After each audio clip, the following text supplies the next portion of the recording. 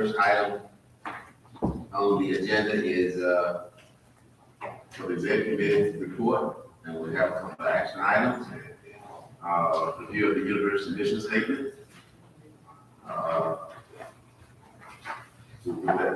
Yes, to Dr. Williams, members of the Board of Trustees, one of the requirements of SACCC is that we look at the mission statement to be sure that it's still appropriate for the institution. Dr. Linda Spool, who serves as the liaison for SACCC, will lead this discussion. Dr. Spool. Oh, that's fine. Yeah. So yes, every year, as part of the SACCC requirement, it is important for us to review the mission statement of the university, and that mission statement is stated in our strategic plan, which is 2015, 2025, in the future. And the mission statement is still the same. Alabama A&M University is a public comprehensive 1899 grant institution committed to access and opportunity and dedicated to intellectual inquiry. And I don't have to read the whole thing because there is no change. There are no changes. So.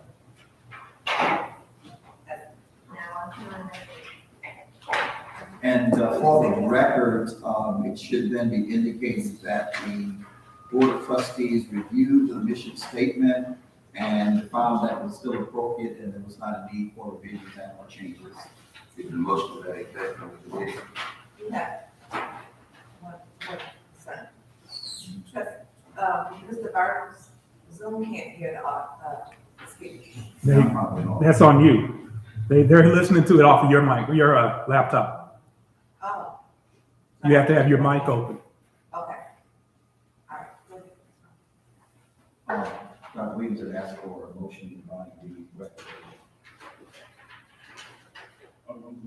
Accept the recommendation of the committee. You got a second? Trustee Ball? Second. If we move to properly second, that we accept the recommended mission statement, in discussion. All in favor, aye? Any opposed? Motion carries. The next is the recommended naming of state of residences. I think Dr. Jones made a mistake on this, but I'm going to credit her. Thank you. Thank you, Trustee Williams. The ad hoc committee for the building naming committee included Trustee Kevin Ball, Trustee Ginger Harper, Trustee Sheree Max Pickett, and Trustee Jerome Williams. The charge for the committee was to identify a building or structure which would be named in honor of President Andrew Buchanan Jr. in recognition of his service and achievements during his tenure as the 11th president of Alabama A&M University.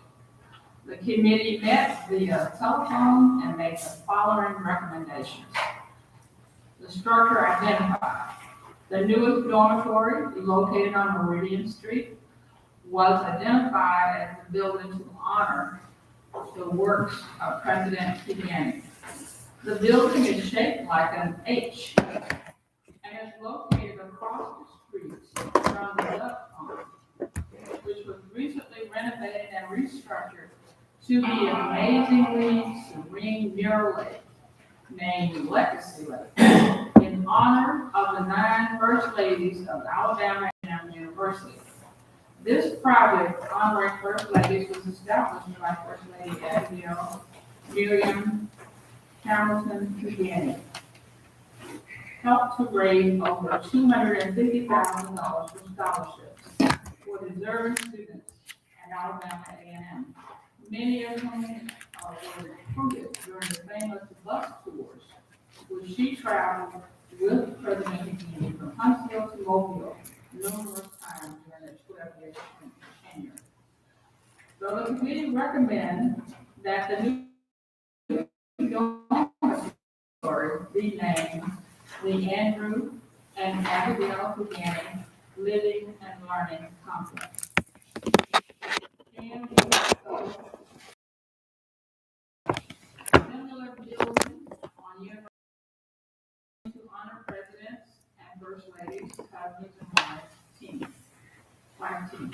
For example, at Alabama A&M, we landed Henrietta L. Lane Bradford Auditorium after two of our former faculty members.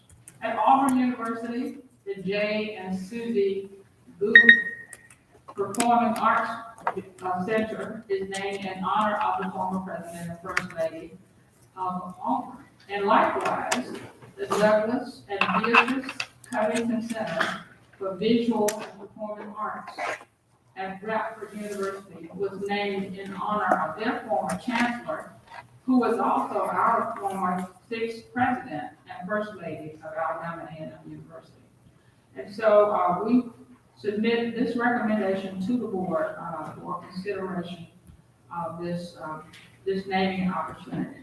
Respectfully submitted, Trustee Kevin Mall, Trustee Ginger Harper, Trustee Cherie Banks Pickett, Trustee Jeanette Jones, and Trustee Jerome Williams, President Pro Tem. Thank you, Trustee Jones. Could we get a motion to accept the report of the building naming committee? I move to accept the naming rights of our new dormitory. If we move to proper second, then discussion. All in favor, aye? Any opposed? Actually, I think that's trustee Robinson and trustee Harper that's supposed Oh, just the to. executive committee. So that would be, That's what I should- okay, so they just- okay, it takes affirmatively. Okay, you're correct. Thank you. Harper and Watson, the naming recommendation. I can't hear. Okay, all right. Thank you, Trustee Jones, and thank you, members of the executive committee. So can you repeat that, Chairman, what happened? Because I can't. Well, we got affirmative votes from Trustee Robinson and Trustee Harper. Oh, Yeah, they're joining us virtually. okay. Thank you. The next item on the agenda is audit and investment. Trustee Ball. Yes, we do have an action item to review on this, during this meeting, and that is a review of the services. Okay. I'm asking. I'm sorry. Oh, you good? Yeah, I was back in the, go ahead. No. We have the service agreement, that's provided by banks, Finley, White and Company, who serve as our auditors. We have a contract that was reviewed by the Audit and Investment Committee that consisted of myself, Trustee Covington, Trustee Harper, and all of the committee members reviewed the contract, and we're in support of extending these services on another 3-year agreement for banks, Finley, White and Company. So, do I have a motion? Yeah. So at this time, I'd like to ask for a motion for this action item. Trustee Carpenter, who makes that motion? Ms. Harper, have a second? Exactly. I will second. Yes, would you like me to make the motion? I'm having a hard time hearing. You can second the motion's already. Okay, second. Okay, I'll call for the question. Aye. All in favor? Nays? Motion passes. Thank you, Trustee Ball.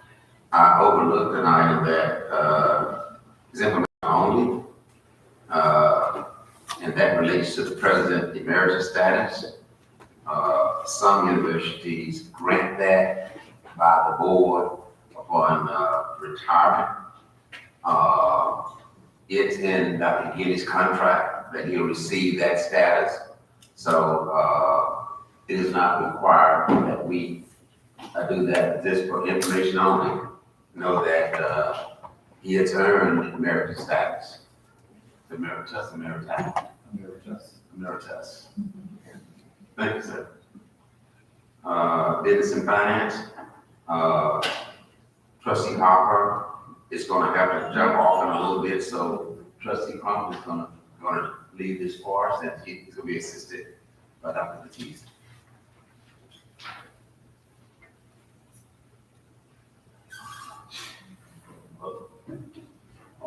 Good afternoon.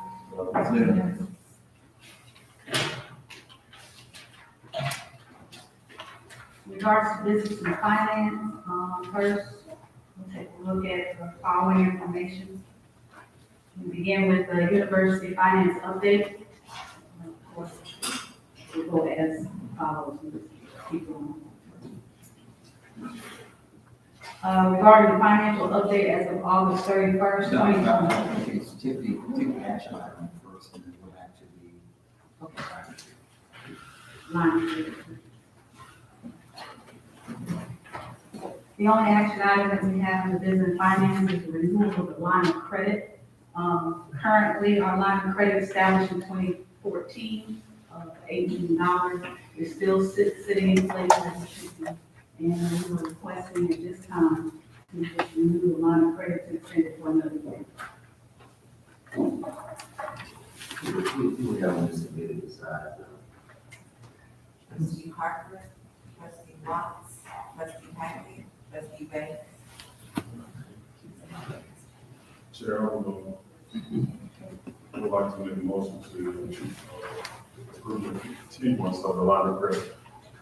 Second. All in favor? Aye. Any opposed? Thank you.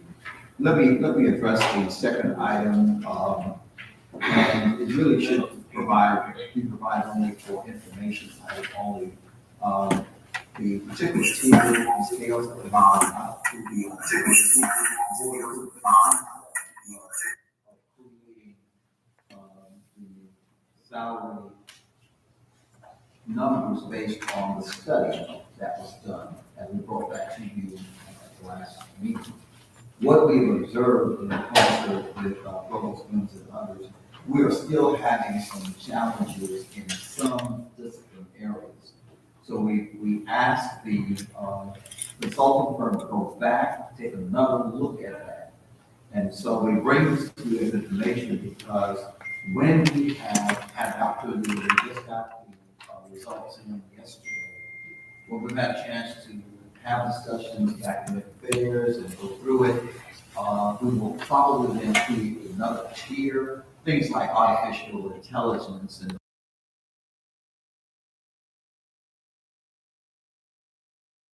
is turning down offers for me because they are not competitive enough.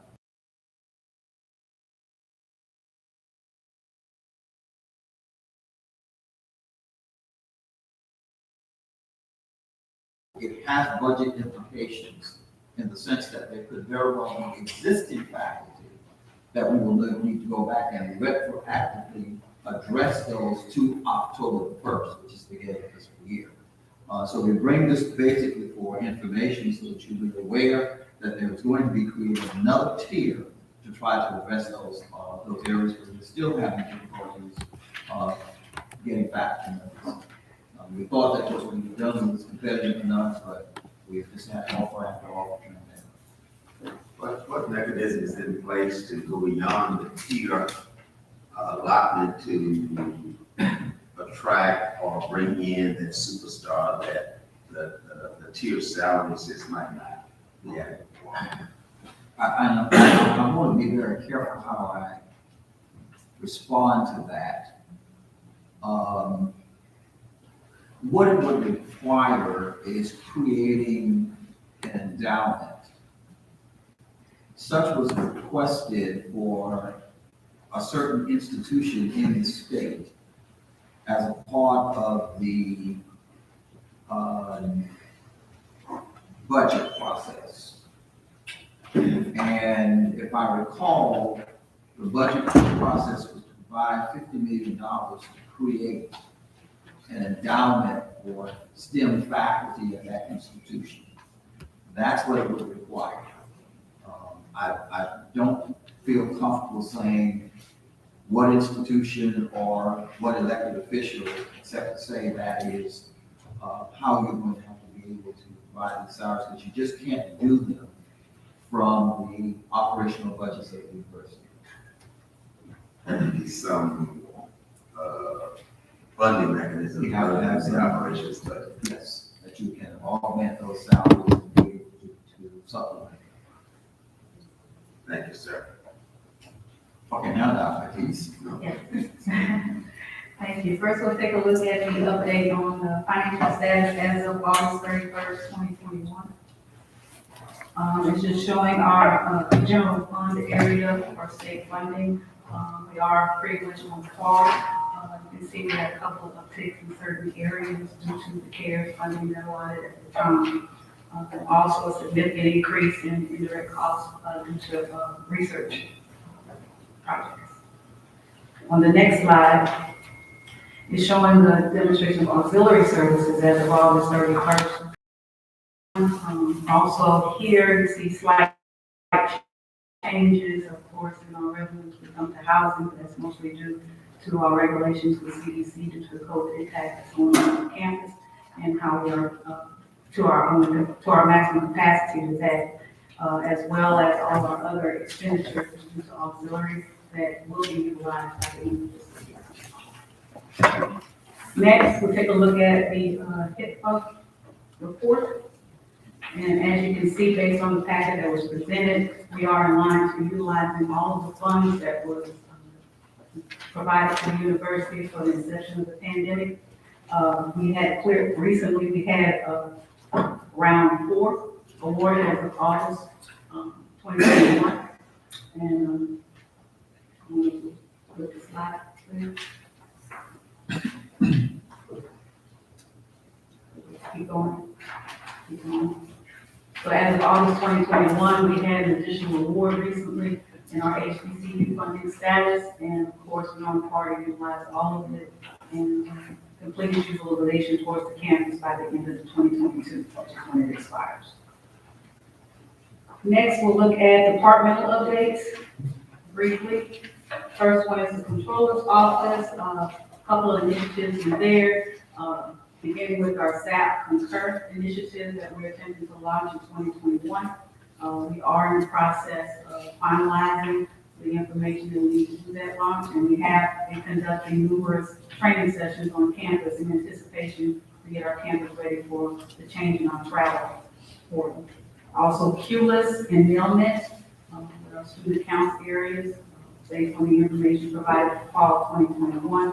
As you can see, those appointments, QLIS is working quite well for us to eliminate the lines on campus during registration. Next update comes from BTS, Full Talk Transit. This is just a few photos of our arrival of our additional buses, our electronic buses that we received. We had the pleasure of having a meeting with some city officials who came into the tour to look at how our bus transit system is working on our campus. And it was very fruitful and productive. They learned a lot. They looked at us as basically an example of how electronic buses was working, considering that it was a pleasure to have them on campus. Also, with the BTS system, as you can see on the next slide, you see where we have the status of the facilities that we are bringing up to campus, the projects, especially the bus wash, which is next, it's 95% complete. And of course, all that's remaining left, next slide, I'm sorry. All that's remaining left is just the parking lot area. So the building itself is complete. Next. Yeah, there. Next slide, please. Next, we are in the process of design phase for updates to the canopy area on campus. There's also a BTS project that's getting ready to come up, as well as the energy storage system. So these are just some examples of some of the projects we're doing with BTS and the controller's office. Next slide, please. Next is university contracts, a detailed report on all the university contracts that we're on the process of negotiating and completing for this period. And finally, in your package, you have capital project updates, which I will refer to building and grounds for detailed explanation for each of the projects that's coming up under business and finance. You can go with it. Next. Facilities update. Thank you.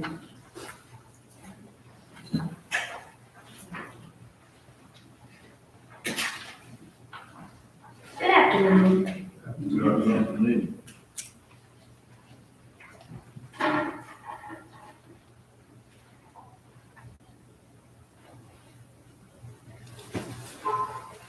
In the presentation today, we will go over, you can go to the next one. We will talk about some of the innovation that we are installing on the campus to help us better service areas. We will also talk about sustainable materials that we're placing in the dorms and some of the academic areas to try to make it easier to clean and help with the environment. And we'll also talk about processes and implementations and materials that we're using to help create a positive, more comfortable living and working environment. AWIX is an innovation tool that Airmark has partnered with.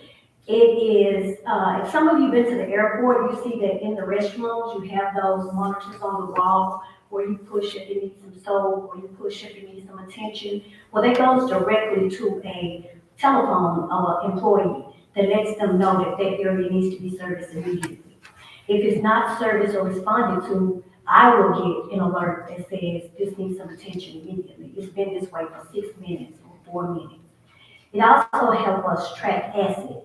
We can put sensors on our vacuum cleaners, floor sweepers, anything that we use, it will tell us exactly where that item is and how long it's been there and if it's being used or not.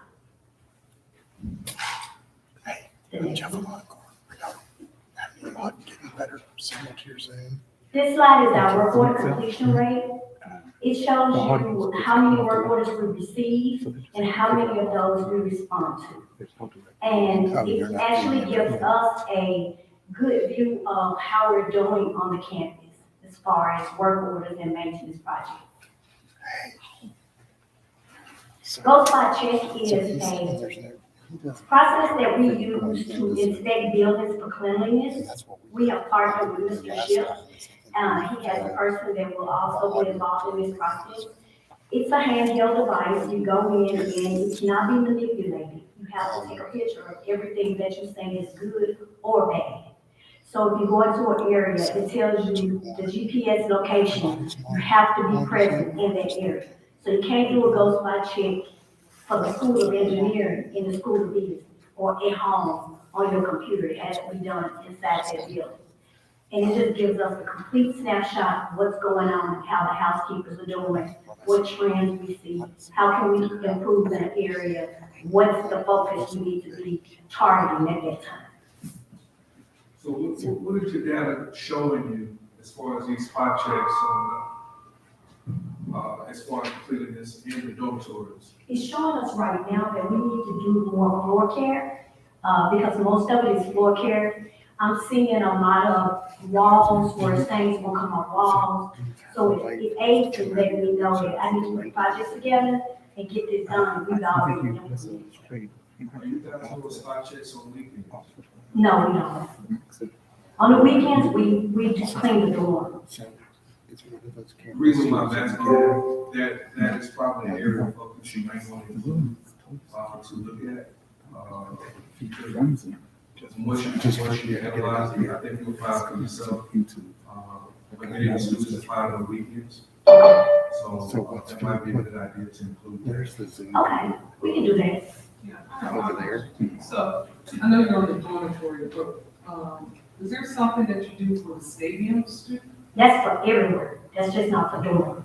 Yeah, because there, how are you doing the spot check for the stadiums?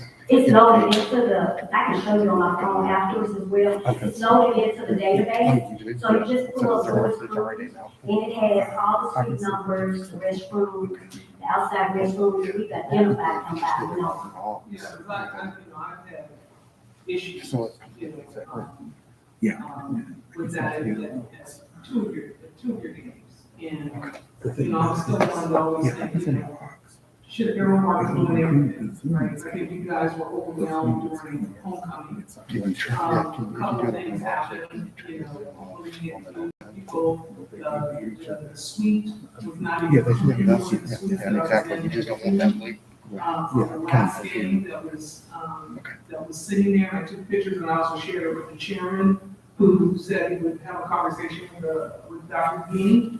It wasn't clean, the bathrooms weren't clean. And so when it was addressed, somebody says, well, Trustee Gaines didn't know that was your suite. And I said, it shouldn't matter whose suite it is. I don't tell anybody, what we're doing. But I'm just saying that there is a problem, and it's been overlooked. And in one of the responses from your team, I was given a number from one of the staff to call Airmark. We call, it's like we couldn't even enjoy the game because we're calling you guys and nobody's picking up. And this is concerning. And it just wasn't me that had these concerns about the cleanliness. And then some of the reports we got back Alabama Power 10. So my thing is, if you're understaffed, that's why I'm saying it's something that I would like to talk to my chairman about. Is this too much responsibility? Should you guys be doing everything? Because people are paying real money to be in these, and then the chairs inside the boxes are torn. It's just it's disappointing to know that we have put that much trust in Airmark, and then we would like to make sure that little things like that, the cleanliness, is taken care of, and it doesn't matter what level you are. So that's a concern. Yes, ma'am, and I apologize for the cleanliness part of it, and it will be addressed. We do clean the suites, we did walk with Ms. Banks throughout the suites. I'm not sure of the situation, nobody has told me that you had any issues. Well, no, I took pictures, so we know that yes, that's not true. Yes, ma'am, but it hasn't been shared with me yet, and I apologize. Yeah, I just want to make sure when you say you walk into each and every suite, and I get to understand where Trustee Ball is coming from. I understand that there's a system, you log into the system, but just so you are aware of, that is not being done, because I'm a witness, and I also took some photos, just to make sure that you guys are aware, and, I understand that you'd be a missing hit, right? It's a learning lesson, but I think you've been here for a long time to understand that these are kind of situations that we should not be overlooking. And we should be making sure we maintain it, because we're spending a lot of money with Airmark to make sure you take care of everything. And maybe it's a training session with your staff on how you even respond to me. Like, I don't really care that, Alabama Power 10 is the guy to take care of first, because I'm paying money for that goes to an institution, and we're all are paying something for our services. So one person should not be looked at over another person, so I just want you to know, and for you to be aware. Yes, ma'am. It's not happening. Yes, ma'am. And then having 2 games. Yes. That I have been attending. Question, on your ghost spot checks, who are the individuals who actually do what you're suggesting, where they go to a spot and take a picture with them? Supervisors and managers. Supervisors and managers? Thank you. The next one, please.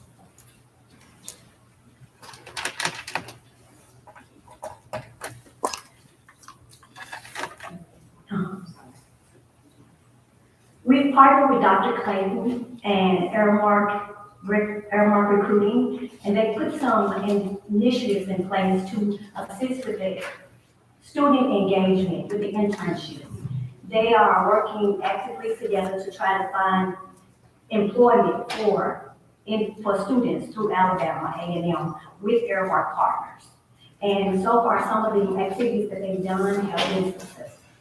And those are just some of the pictures that we took on move-in day, where we met with the parents and passed out cups that had the work order card in it, where they can scan it, and actually the students can put in their own work orders. And it also had emergency phone numbers in it, so the students would know what would be classified as an emergency situation. That's just some of the things that we've done this year. The laminates, the LVT in the hallways and the dorms. We painted the arch because you couldn't see the sign, the lettering at night, so we tried to make it more visible. And that's just one of the bathroom floors that, as the shower pans are replaced, that's what it looks like. And I think that's it. On your Ghost Spot check and on these flooring, do they have a priority to look at the bathrooms on a weekly basis, Yes, on sir. weekends? What is your data telling you about those areas? The bathrooms, some of the areas, the bathrooms need some attention.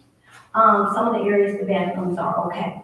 It all depends on the frequency that I'm seeing in those restrooms. And some of the dorm areas, we're getting a lot more where you need to go back there, you need to go check these. And then I'll go check, and we'll walk through with the dorm director to see what we can do to better create a more better living condition in the area. We've learned that if we took out the paper towel dispensers and put in the hand dryers, and that aided in helping to keep the restrooms cleaner. Because some of the young ladies and young men were just throwing the paper towels on the floor versus placing it in the trash can, which gave the perception that the bathroom was not clean. Do you guys have a QA process that involves another, I hate to say third party, but a QA process that involves students and staff?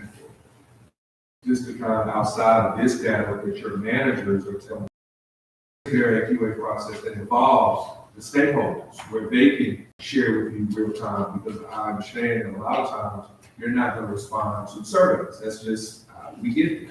So I just want to hear a little bit more. What is Aramark's QA process to where if you're identifying this, even as you see as a trend that's not being dealt with, how are you tracking that and enhancing that over, a period of time? Well, what we've talked about with Mr. Shipp now, Greg Bryant, who works for the university, will go and look at the data, and then he will go behind us, and he will do also those spot checks to see if that data has been corrected, and if those trends have been fixed, versus just repairing it today, and then it still exists. If we're putting processes in place that's sustainable. So is this something that maybe we can consider doing, look at our QA process? So really, real quick, I can address a couple of the issues that we've seen. Of course, we started on a new contract. In that contract, we have certain Apple levels. So if I gave you a device, that device is gonna have on there exactly what you're supposed to look for, exactly check boxes to check off whether it was done or not when you go to address it. One of the things that we have is a lack of consistency. What this will do, and that's exactly what you all are talking about, and what you're hearing is that there's kind of hit and miss from time to time. What this will do, along with the person that I have in my area, will work to make sure that we are more consistent along with these things. So the third party is actually going to be the university as the third party, because the first party is Aramark supervisors. But they're only going to put in, go spot check, being the second party, only going to put in what they see. Now we're going to streamline it to where everybody's doing the same thing, and the third person is going to go out and randomly select areas based on the number of square footage to look and make sure that these areas are being hit on a consistent basis. One of the issues that we do have is what we call follow-up. Okay, yes, I did. Who followed up behind to make sure that it was done? And that's part of the sign-off of Go Spot Check, along Go Spot Check, that will be implemented with more fidelity. While it's out there, we have to add more fidelity to it. When we talk about residence halls, we talk about mainly our issues are going to be with the communal showers. It can become very difficult to be in the communal shower places on a regular basis. We can clean, you get 15 to 20 students going to those communal shower areas. If the person is not scheduled to be back there for another 2 hours because they're at another location. And it has nothing to do with manpower, it's just the way that it is positioned out. Then we find out that someone had gone in between that time and it looked like kept. So it was clean, people came in, and haven't been able to get back to it yet. One thing that we did do under the new contract is allow and make those a higher priority in those residence halls where there's an individual in the hall and they never leave that hall. So the frequency of hitting the communal areas, the communal shower areas is gonna be more frequent as we move down the road. I think, everything you just explained is a start. I think you're on the right track. The missing piece is just what I just mentioned, the stakeholder, you know, having your guys follow up or having the university follow up. What about the student? What about the people who we're serving? So all I'm saying is, at this point, the only way we're getting communication back is through the surveys. And what I'm saying, we all know that sometimes not in a very effective way of getting that feedback. So I'm not gonna hijack this meeting in regards to that, but I like to see some type of QA process that includes a real living person to kind of give you feedback. I live in Morris Hall, this is what's going on, and therefore you can be more collaborative about what's happening. Let me say this, the next meeting, we will have that. And I know this is not the first time that it's been asked. And it's partially my fault that I with Dr. Paul on that, because I put together collaborative meetings when we're doing new construction. It's the same, what you're asking me to do is the same. Put together a collaborative meeting with the stakeholders in the space. I have 2 students that live in the residence hall, that's in my office, they work for us, and they tell me what they don't like. And we try to address it at that time, but I would look to do that, work with, Diane Anderson to get a group of students and get them to the meetings, not talk about pizza and stuff like that, but I will have that, that's a promise, that we will have that on the next meeting go around, and we'll start to implement that, no later than probably before they start to leave for the. Last comment, Mr. Shields. This is not our university. We do not want to hear about what's going on, the conditions of our dormitories and what have you before, the public knows before we know. That's all we're saying. Yeah, and I just want to just piggyback on that, and I think, Trustee Ball, it's not about hijacking the meeting. I think one of the most important things and why we're here as trustees is our fiduciary responsibility as well as the responsibility of our students and the care of our faculty to make sure everyone's safe. This is a concern of mine, because, even traveling here, I stopped, in the restroom. They have real time to where if there's something, and I understand that you can't go in the communal areas, I understand that, at certain point there's checkpoints and so many times. But maybe we get with our technology team, right? And come up with something so when people are going in and out, they can push a button, either yay, was it good or was it bad? It's just a quick push button. And that immediately goes somewhere, right? That can either go, because the only thing about that gives me the reassurance of error mark is because we have Mr. Schiff on our staff. And I know once he hears that we have a concern that this will be addressed, and then hopefully we will not continue to have these kind of conversations. It's very important because each and every one of the trustees, when we bring people to our campus and we're hosting, this is an opportunity for branding, this is an opportunity for reimagining our institution, and this is an opportunity for people to get funding. But it's really hard when you walk in somewhere, the bathroom's not clean, right? The chairs are torn up, you got dirty, food from the last, you got a stint in there. So I was hosting 2 people in that suite, and I was embarrassed on behalf of the institution because I haven't had that up in the trustee suite, and nor is it up in the presidential suite. So those are my 2 entrees into what that is like. So, this is not about recommending, it's about acknowledging, because social media is very prevalent and it's not going anywhere.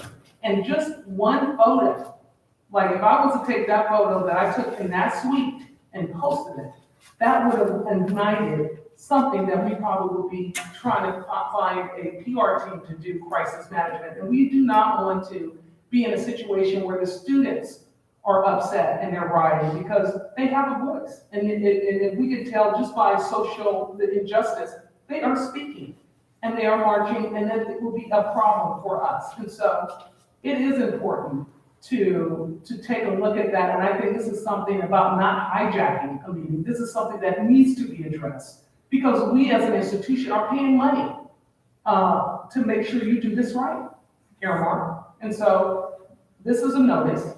We have photos. And so I think it's time that we start figuring out ways to collaboratively work together to make sure these situations don't happen. Because again, there is a real-time way of when someone goes into the restroom, if it's not clean, they can punch a button, yes, a happy face, smiley face. And you would get that, and then you can immediately figure out who was working in there, who did the cleaning, at what time, whose area was controlled. Let's go back in there and do a double check of why this is having a problem.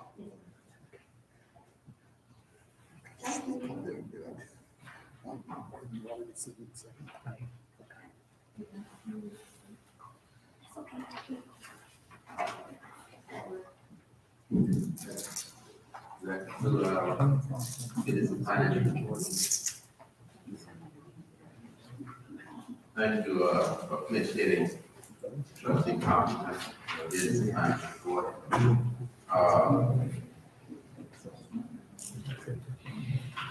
As, Business and Grounds, Trustee Hackett, at that time. Sir? Next action item is not.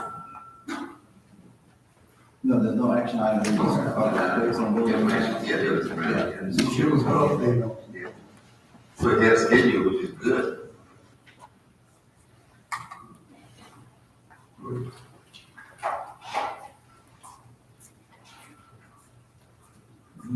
All right, good afternoon, everyone.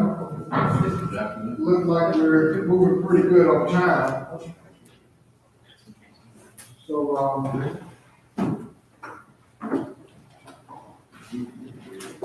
first thing that we want to talk about on the agenda, what I have for you today is going to be the Normal Branch Creek stream channel erosion. And what you're going to see about this is I'm going to give you what is considered the process and what's worst case scenario. So do not let the dollar amount shock you or anything like that. That's worst case scenario. That's if I was able to go in here and make this stream look like it was a road. But I want to give you worst case scenario instead of the easy case scenario. That way, if we're able to come under worst case, you will be happy and thinking that I really know what I'm doing. Okay, as we move on to the next slide, I'll give you a little background information. So we had a study done, and the area of interest in the study, again, was the Normal Branch Creek. The creek runs between the student residence hall and the student health and wellness center, as you saw in the previous picture.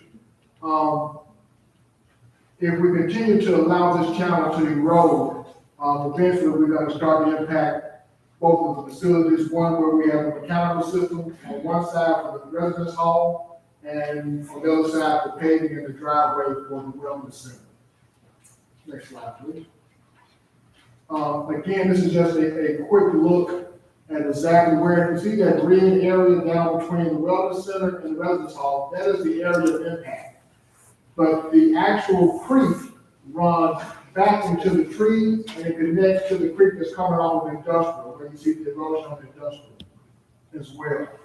And that is an actual Corps of Engineers waterway. If we move to the next slide, what you will see here is the existing conditions. These pictures was probably taken about maybe a month and a half ago. It hasn't been much change since, but as you can see how the roads and everything like that is starting to erode. And this is probably, it has gotten worse over the past 5 years that I've been here. It's moving pretty much, I think we calculated it's eroding roughly at about maybe 6 inches to a foot per year, which is pretty scary. And the fact that we're getting a lot more water and rain now is even more of an issue. Okay, we just lost something there. So, some of the recommendations that we have here, a possible alternative is the construction of a storm or sewer water network in the bed of the existing channel. What's really important is that this being a protected waterway, I'm not allowed to dig into the bottom of that actual channel. Whether there's water running there or not, it is a protected waterway that I cannot do any construction in without going through the proper channels of approvals. The second thing is that what we're looking at is what is called a cast in place box culvert. Some of you may be familiar with the area next to the president's office and the parking lot for the school of business that were installed some years back. I've put in a box culvert so that you can actually, and grass over the top of it so that you can walk from the school of business over into the school of business parking lot.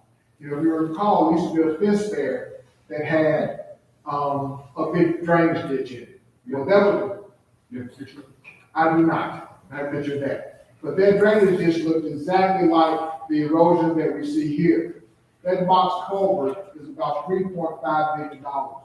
That's just a preliminary figure of the worst case or best case solution that we want to put in. The goal is going to be to come in with something a little bit less than that. But I wanted the highest starting point so that we can value engineer and work our way back to something that was going to work for us at a good cost of the university. Some of the pros and cons, next couple of slides, please. We can keep going. Next slide. So some of the pros, potentially have a walkway for students. You know, when we built the student residence hall, the goal was to put a bridge in so that they could walk from the back of the residence hall over to the wellness center. We were unable to do that because of the erosion of the creek. Of course, we want to reduce the risk of causing structural damage. But here's the cons. Some of the cons is that the problem has, once we solve this problem of the 700 million feet, it's still going to create a problem downstream because the water is not going to start. It's not going to slow down as it gets downstream. So that erosion process is still going to take place. Eventually, we'll have to come back as we start to look at developing an area as the event center comes online, the possible road all the way from the Parkway to Meridian. That is something that we're still going to address down the road. Right now, the only thing that can fall into the creek is just trees. So we're okay for that portion of it. But that's something that we have to address even further down the road.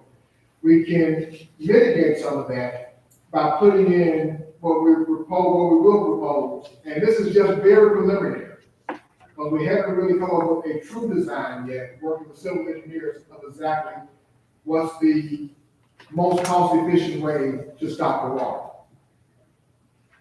or stop the erosion. The other thing is that when you look at that, we're going to need about 40 to 50 feet of area that we have to work in. Because if we do a box culvert or whatever we do, it's going to continuously have to come in and work in this space. So that in itself is going to be a challenge. The biggest challenge is the U.S. Corps of Engineers. What we received from them, our request, it took 2 years before they even told us that it was a waterway that we had to actually go through it. And we just recently got it back. The other thing is that, next slide, please. We have to start permitting for mitigation, permitting and mitigation. And what we have to do as far as permitting is, and what you see right there, when you look at those numbers, those are not budget numbers. Those are actual real numbers. A permit from the Corps of Engineers is between $50,000 and $60,000. That's just to ask permission for us to do what we want to do is what we have to pay the Corps of Engineers. That is a hard cost. The second thing is is that, of course, ADM is a small cost, but we have to work through ADM and the Corps of Engineers. ADM really has very little say-so over what we do to the normal branch. It's a good thing that we did not cover it up. It's a good thing that we did not go inside of it because, like I said, it is a protected waterway. Mitigation. So mitigation, we're not exactly sure what that cost is going to be. And what mitigation means is that we estimate a total of about $100,000 for the project because there's nowhere else on our campus where we can say that we're mitigating the damage to that stream, to that waterway. And because we can't find any credits, our cost for permitting, our cost for getting mitigation permits goes up. If we can find other areas, for instance, over by industrial, something like that, or somewhere on campus where we can do things like plant trees, shrubs, or something like that to get mitigation credits, then that dollar amount goes down. And that's anything that's going into that tributary that will allow us to do that. So, and this process is not a process that we can do in the next couple of years. It's going to take just that long to get the permitting and get everything through the Corps of Engineers and get them to approve the design that we come up with. But what we are looking to do is start working on the design and getting ready to submit that. Because we need to submit that so that when we hit the ground running 2.5, 3 years from now, we'll already have money set aside to know what that cost is going to be. Are you familiar with any mitigation projects of other universities? So the answer is yes. Auburn University has natural swells, actually natural waterways within their campus a whole lot more than what we do.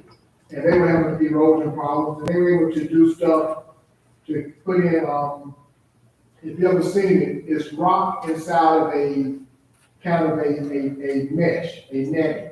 They were able to do that and start and seed, hydro seed, and start growing vegetation out of it. And so they got their mitigation credits to be able to do. I cannot think of the building off the top of my head, but Auburn has done a lot of that work. University of Alabama is doing a little bit of that work also. But Auburn was the largest issue with the company that we work with, the civil engineers that we work with, to get an idea of what that mitigation looked like. And the last question I have is as you're developing a plan to try to address this, is there a concern of anything impacting existing buildings? Because I saw some of those pictures where it was kind of getting close to buildings. The impact on buildings and the safety of students. So as far as safety of students, we try to keep that area fenced off best we can. And we haven't had an issue with that being the case. As far as the student residence hall, like I said, we're losing maybe a foot a year. We're still 6 to 10 feet away from the actual accountable yard. But as far as the wellness center, we are right up against the actual asphalt pavement. So that driveway will probably be one that we will start to set off and not allow people to come all the way back to the end of that driveway first. With the change in weather, what I'm seeing in my home area is massive amounts of rainfall would change the normal erosion trajectory.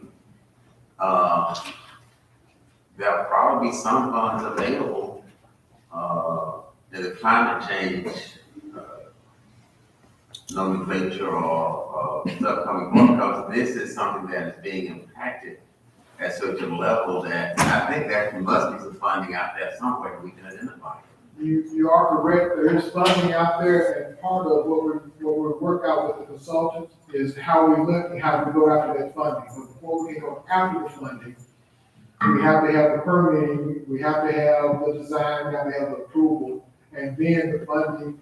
The funding is almost retroactive, or you pay first and then reimbursable type of funding that's out there for us to look at. but we have to have other things in line before they actually will commit to, giving you money back.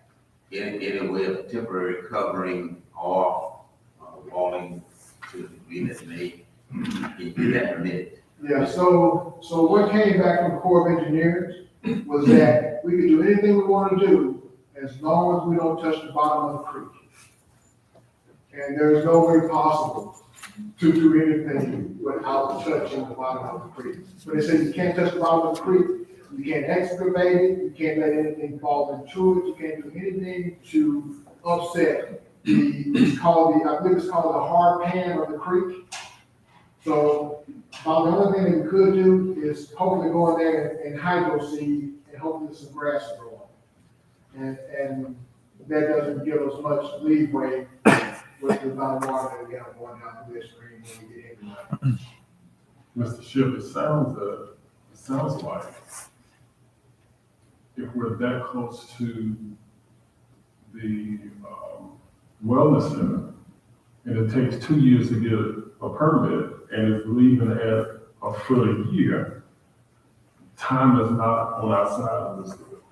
Time is not on our side when we look at the asphalt paving. I mean, we're 22 plus feet away from the edge of the creek, that side of the creek and the wellness center. So the building is not in any jeopardy. It's just a small driveway around the back of the building. Okay. Yeah, the asphalt driveway around the back of the building. We can start to encroach on it probably within the next couple of years. Mr. Shipp, is there any way to get emergency permitting, given the possibilities that will create for constructions? When we were doing the residence hall, we went after that at that time, and we've just now received the answer back from that. Yes, I mean, I would like to say the Corps of Engineers move very quickly, and they do not. They sent back all the responses of what you needed to do in order to. May I add something to this, what I'm hearing today? I'm very happy that we are not at a nuclear plant. Something similar to this happened, which is part of the nuclear plant now. Why do I know about it? Because I was working there, and one part of my responsibility, I was gone for 2 years before anything was done. That's how slow they work. It is not something that you're gonna do overnight. You just don't look at going down to Home Depot and get you some cutting, we can do this, that, and the other. You must follow their directions, because you want them fighting for you, not against you. No, we don't like it, none whatsoever. We didn't like it either, but the thing was, we had to do it by time. They can do this, they can come in and do that. So if we continue to be knowledgeable of it, and let the staff continue to work in that direction, we'll be okay down the road. Right now, it's a very touchy thing with them, and it's not something that just because we're Alabama A&M University. No, that's the way you get it. But I said this, I couldn't believe it when they did that at the nuclear plant. And the fines, if we did something to try to ask for forgiveness, the fines are unreal. Yeah, that's not And that's the last thing we want to do is get into a situation where they would be allowed to fine us for doing something that we didn't get permission on. All right, next slide, please. Now we're gonna go into pretty much the Welcome Center update, and it's pretty simple. I didn't see it every day, which I'm happy with that. Underground utility is complete. I mean, we're at the point now where we're waiting on steel panels to come in so that we can start the roofing portion of the process. All of the structural steel is showing 50% here, but we're at 100% structural steel now. So the frame of the building is actually up. And again, our scheduled completion is murder of 22. And we're close to being on that day. Here's a quick look at photos of some of the progress. That's the structural steel that's about 50%, now it's at 100%. We can keep on going with those if you all don't mind.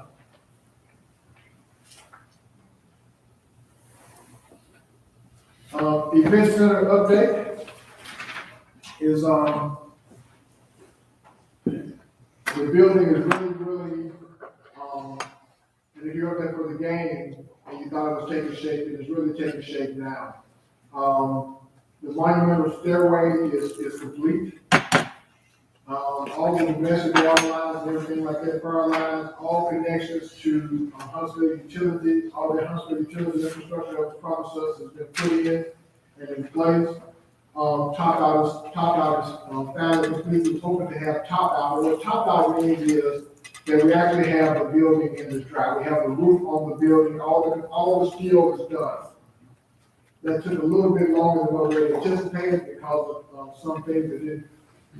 And it was able to be in long lead items, but the roofing and everything on top of the building now is roughly complete. Top out was completed around, we hope July, but it was completed actually in September. Schedule completion has slipped a little bit to February of 23, and that's mainly because of some of the panels, side panels of the building that we've just received and we should have received a couple of months ago. There's just a delay in items being able to get to us. Some items are ready, some items we can't get trucked in because of transportation limits and things of that nature. It's just part of the course right now. What I want to do though, and I'm going to go over to the computer and go to the final slide for me. I'll go to some of these product roles. But I want to pull up this URL, and I'll be more than happy to send it to everyone. And what we want to do is, I'll go over to this right quick, but while I'm going over to this, I want to hit an item and do it, just a little small show and tell, just to give you an idea of why you will see on the capital projects, why we have so much HVAC. Just take a look at that. And what you're looking at, that's going to come around to you all, is going to be a pipe that we have in a lot of our residence halls and in older buildings, in our older buildings on campus. And you're gonna see actual copper and piping.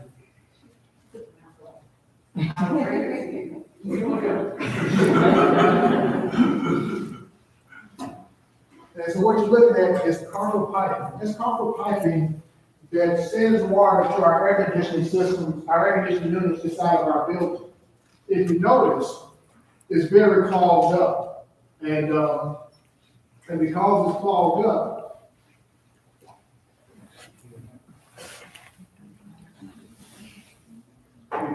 because what you see is that's because we didn't have chemical treatment systems on those units. And we have to push water through that pipe.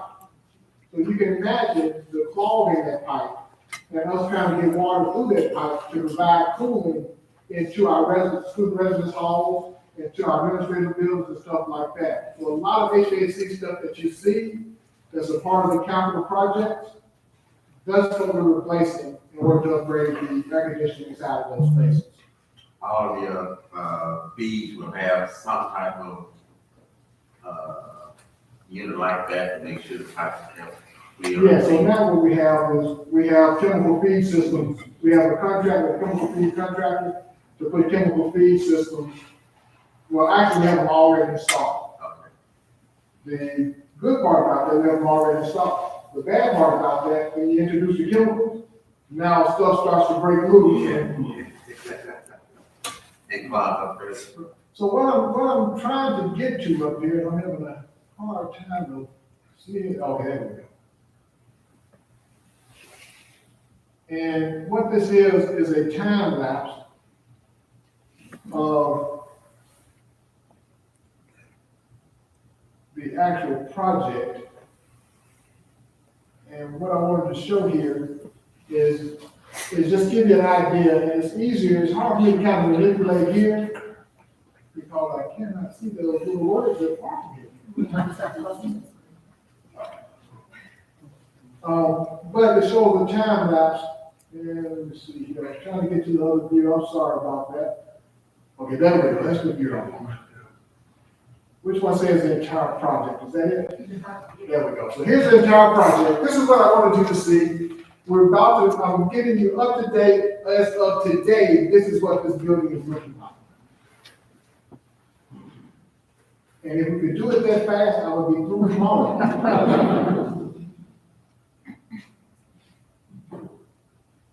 So that is as of today.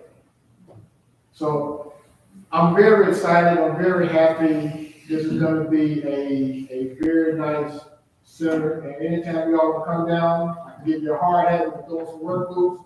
And we can tour the structure what's going on. I really like seeing it in its raw form as much as I like seeing it in its completed form.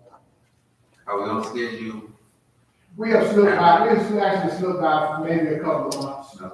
We're hoping that we can make up some of that time, as we get toward the finishes. Sometimes painting and stuff, we can move a little bit faster and stuff like that and catch up, make up some time. On the Welcome Center, what is the square footage of the Welcome Center? Well, the square footage work zone was a little bit more, between 13 and 14,000 square feet. Okay, thank you. If there's no other questions, thank you. What's the completion date? What's the completion date? The Welcome Center, Of which center? That's why. The Welcome Center? fall of 22.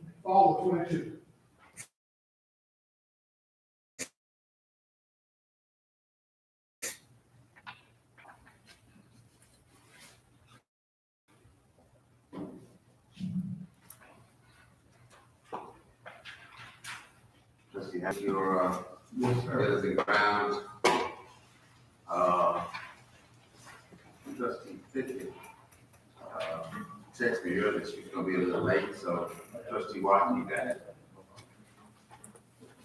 We have no action items and academic affairs and research, but there are some informational items, so public reading.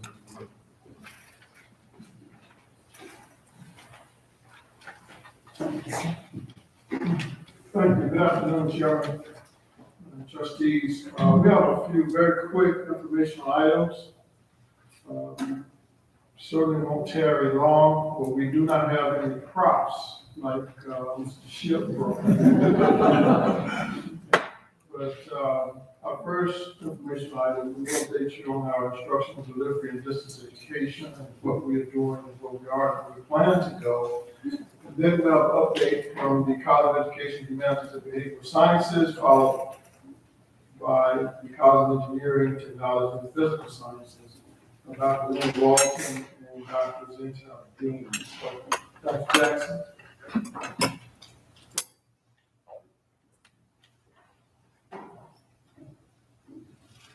Good afternoon. Good afternoon. Good afternoon. Well, it's the afternoon, so, excited about the opportunity, as always, to share with the Board of Trustees the updates from the Office of Business Education Extended Studies and Instructional Technology. So, if you all advance the slides too, there we go. So we're going to start out with just an update with regard to right here in Birmingham, our AAMU at LSC, our off-campus instructional site. AAMU at LSCC continues to be a gym, one that we're going to continue to move forward in the future. So if you go a couple of slides down, please. Right now, we have 95 students that are enrolled in the 3 programs you see listed: our MSW Master of Social Work, our BSW program, which is a bachelor's, and then the BS in Criminal Justice. So we've been maintaining pretty steady enrollment there since starting, and so we're very excited about the progress and some potential to expand that through some of the instructional technology that we've acquired over the last year or so. Next is our instructional delivery update. As you know, we've been very innovative in instructional delivery since the beginning of this pandemic and trying to provide safe spaces and alternatives to instruction so that all students can continue to persist and progress in their degree programs. And for the spring 2022 semester, we have about 7, which may seem like a lot, but they are essentially broken down into campus-based delivery modes, and then online delivery modes. So the top of that row, you got your standard lecture. Traditional hybrid is about 50% in person and 50% online. Next is staggered synchronous. Staggered synchronous is where we take the class group of students and break them up into small groups that attend on certain days. And then they are attending live stream, so there's no reduction in contact hours. Students don't necessarily miss class. This enables us to continue physical distancing recommendations as recommended by the CDC. The fourth one you see there is Amflex, actually a new delivery mode. One that we have worked on designing. It is a tip off of HighFlex. We tried HighFlex in the spring, learned some lessons from it, and redesigned it in a way that's going to better benefit faculty and students. Those bottom three we've been doing for a while. They're all fully online delivery modes. Synchronous online means students join remotely. They do not miss class at all. There's no contact hour reduction there. And then you have synchronous hybrid, and then asynchronous is a 100% online class where students participate at their own pace by, of course, following deadlines as established by the faculty. So on the next slide, we're going to spend a little bit of time talking about the Amflex delivery mode because it's the newest one to us. Amflex is a polysynchronous delivery mode because it includes in-person and online at the same time. What's unique about how we're doing this for this semester is one section is offered in 2 delivery modes. Go ahead and yes, all right, there we go. So one section is offered in 2 delivery modes. Essentially, we're going to have 2 sections listed in the schedule, but they have the same section number. The students can choose to an online seat or an in-person seat. And so we're going to prioritize residential seating and treat the Amflex seats like the overflow at church, right? So just a few extra seats so that we can be able to accommodate all the students because we're still going to do physical distancing in the spring. So we're going to have physically distanced classrooms, then we're going to need additional seats so we can accommodate all the students. So that's how Amflex works. The difference in what we did with HighFlex is students had the option to flex as they needed to, and that was just a little bit too much option. So we are trying to scale it back a little bit so that once students choose how they're going to participate, they maintain that participation mode throughout the semester. So if they register for an in-person seat, they're in person the entire time, online, they're online the entire time. Today, you all have the benefit of one of these beautiful air purifiers here in the right corner. That was an initiative of academic affairs when we began to think about instructional delivery in classrooms. This summer, I had an opportunity to do some review of research, and the CDC did publish an article in July of 2021. That article stated that a combination of masks and HEPA air cleaners, universal masking, which is what we're doing on our campus, reduced exposure by up to 90%, which is huge. Not just the reduction of what's in the air, but literal exposure to viruses was reduced by 90%. And so we took the initiative to identify what we thought would be the best unit. I'd already determined I wanted to use Meeetings Air. That's on the next slide. And that unit that you see over on the right, one of those is in every classroom on our campus. The Meeetings Air unit that we've selected cleans the air of 2,500 square feet every 30 minutes. So in our classrooms, that means the air is probably being cleaned about every 7 to 10 minutes, which is extremely phenomenal to create a safe environment for instruction to move forward. So we're very excited about that. We've also put 4 on the AM with LCC campus here in Birmingham to support the students that we have here as well.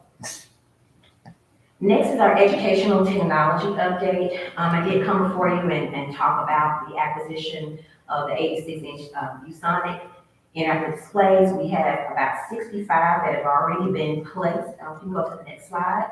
And then we're beginning phase 2 with another 55 that are already being installed at this time. We're going to finalize probably another 50 to round out the entire campus. This particular slide shows our 80 smart classroom installation. Very excited about this endeavor. It's going to be a really robust installation. There will be drop mics and cameras, and faculty will be able to walk into this space and really have a high quality live streaming experience into these spaces. So that's Hall 110, 136, and 233, Drake, Lecture Hall. These are all our large lecture spaces. Elmore, Carter Complex, our Agricultural Research Center auditorium, Drake, Clyde Foster, multipurpose room as well. On the next slide, you see some of the items that are going to be included. I want to go ahead and pause now, thank Dr. Nash and ITS, Mr. Sism. They are great partners when we go along these lines trying to acquire this level of technology and this type of installation. They actually partner with us to interface with the vendors. And so this installation is very much supported by that office. And I always want to make sure and pause to thank them, because once it's time for things to get installed, I kind of just hand it over to Mr. Sism and ITS, and he kind of takes it away. So we really do appreciate the great partners they are with our office. Next, Provost Wynn said I didn't have a prop, but I don't know if this counts, so I'll say it's not a prop, it's an example. We are excited about endeavoring on virtual reality applications, and so this is an option. It's like this. It has two ones here. We have about 60 of these on campus. This headset will allow students to basically be in a virtual environment, and what we're looking at is the application for our science lab.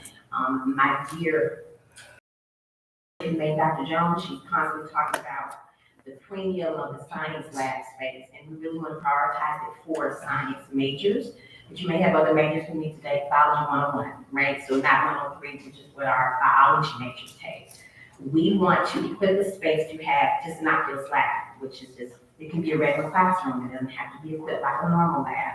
Students walk in, they are in this virtual environment by being on this headset, and it may seem like, oh, is it safe? There's so many options about how they create their space, but they're going to be able to manipulate things by using this one to pick something up and pour it or cut it. So we're looking at applications of these particular units. It's called an Oculus Quest. So we are excited about this particular endeavor and looking to expand upon it as we look into other virtual reality and online options for our science labs. The last slide is a video, so I need you to press play for me, Dr. Swoop, right there. Yep. You may have to move it out of the way. There you go.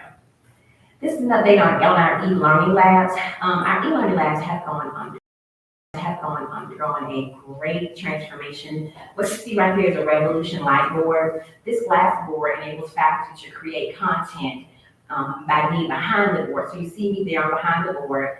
I got a prompt to do my recording. All I do is press one button, all of this starts on its own, and then I can begin whatever it is I'm going to explain to students. So this is the view that students will see when they get this recorded video where a faculty person is using this Revolution Light board.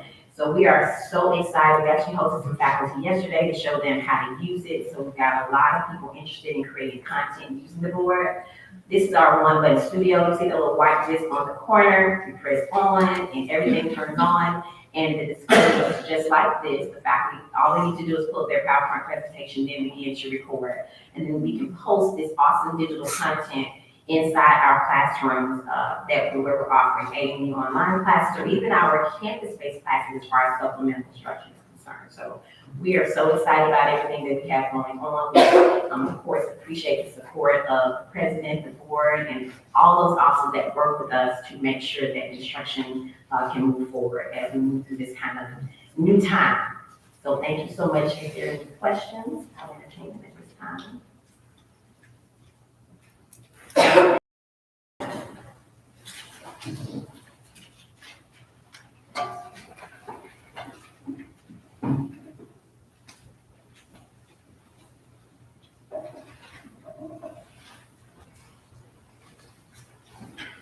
Good afternoon, trustees.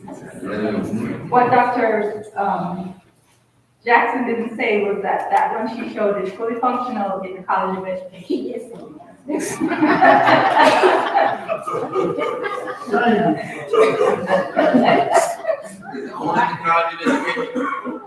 The one that's fully functional is in the College of Education.